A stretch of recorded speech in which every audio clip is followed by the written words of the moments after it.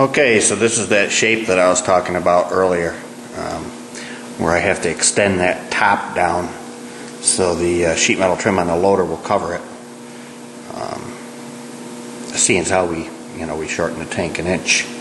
So I've got that tacked in place. It's kind of a long tack there, but I actually started welding there, but it's tacked in place, and I'm going to start TIG welding this up.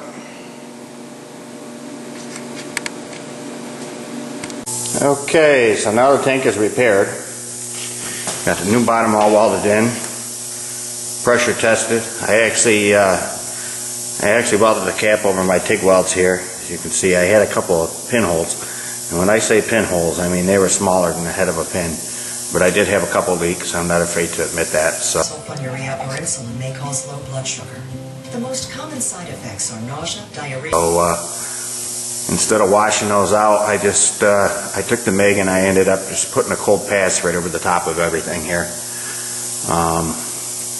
So anyway, basically I got everything all welded up. You can see the new bottoms in there.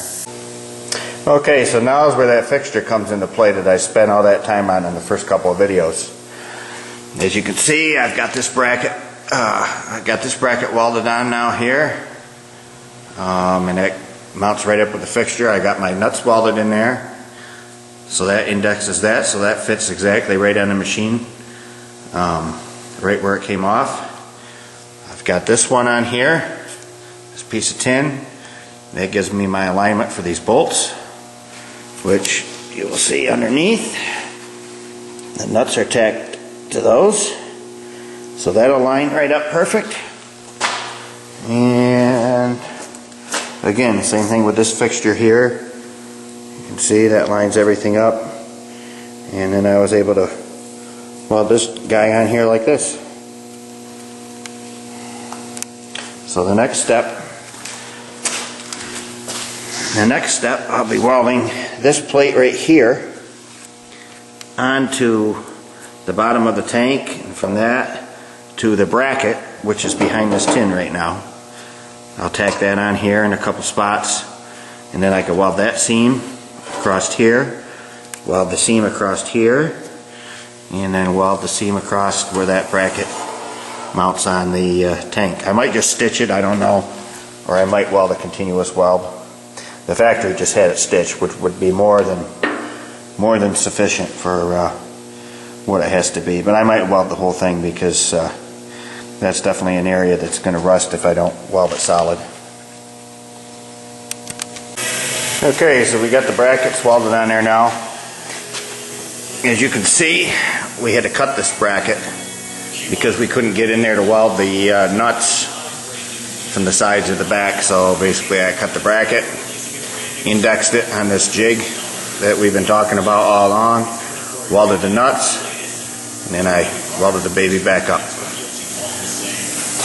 Now I'm just finishing up. It's pretty much done. Everything's liquid tight. Just put a little skin coat of Bondo there in the front. That was basically because there was a dent there before. I think I might have made it just a little bit worse with the heat warpage. But like I say, it's just a skin coat, just smoothing some stuff out. Going to get some primer on it, and we'll be all set.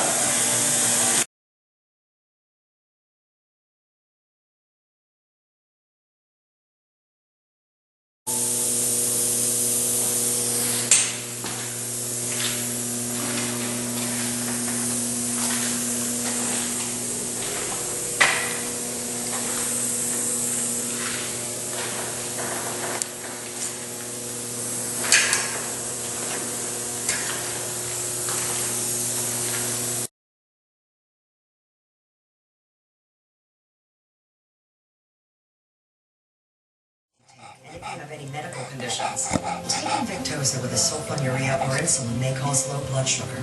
The most common side effects are nausea, diarrhea, and